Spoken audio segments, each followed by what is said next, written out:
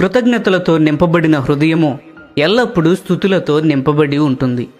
ఎవరైతే దేవుడు వారి ఎడల చేసిన ప్రతి కార్యమును బట్టి వారి హృదయము కృతజ్ఞతతో నింపబడి ఉంటుందో దేవుడు వారికి తన అనంతమైన రక్షణను ఇచ్చుటకు సంతోషించును. 10 మంది కుష్ఠరోగులు ప్రభు అయిన యేసు వద్దకు వచ్చి బిగ్గరగా, ప్రభువా, మమ్మను కరుణించుమని కేకలు వేసిరి. యేసు వారందరినీ స్వస్థపరచెను. లూకా సువార్త 17వ అధ్యాయము 12-14 వచనములు గమనించండి. అయినప్పటికీ వారందరూ రక్షణను పొందారా? లేదు. యేసు ఆ 10 మందికి రక్షణను ఇచ్చుటకు కోరుకొనెను. అయితే ఒకే ఒక సమరయుడు తిరిగి యేసు యొద్దకు వచ్చి కృతజ్ఞతాస్తుతులు చెల్లించెను.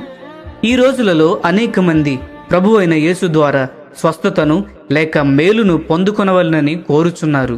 అయితే వాటిని పొందుకొనిన తరువాత సమరయుని వలె వారిలో అతి కొద్ది మంది ప్రేమతో తిరిగి ఆయన వద్దకు వచ్చెదరు.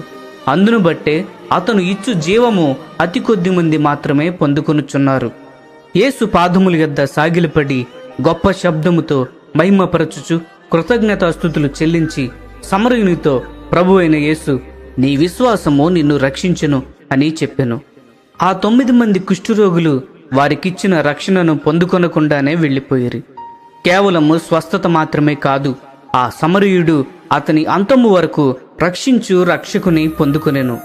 ఎఫెసీయులకు రాసిన పత్రిక 5వ అధ్యాయము 20వ వచనములో చెప్పబడినట్లు, ఎవరైతే ఎల్లప్పుడూ ఆత్మతో సంపూర్ణముగా నింపబడిన జీవితము కలిగి ఉందరో సమస్తమును గూర్చి దేవునికి కృతజ్ఞతాస్తుతులు చెల్లించుట సాధ్యమగును. యేసు ఎవరైతే ఆత్మతో నింపబడి ఉందరో సమస్త విషయములను గురించి కృతజ్ఞతాస్తుతులు చెల్లించే జీవితమును జీవించవలెను అని బోధించెను.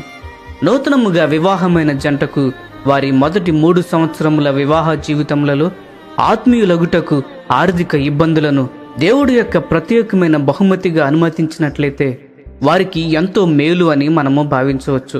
వారు కొదువలో దేవునిపై సనుగు కొనకుండా, వారి భర్తపై లేక భార్యపై ఎటువంటి సనుగు లేకుండా ఆ 3 సంవత్సరములు ఆర్థిక ఇబ్బందుల్లో కూడా ఎల్లప్పుడూ స్తుతించే జీవితము జీవించుట గురించి నేర్చుకొనుట, ఇది దేవుడు వారికిచ్చు ఒక ప్రత్యేకమైన బహుమతి.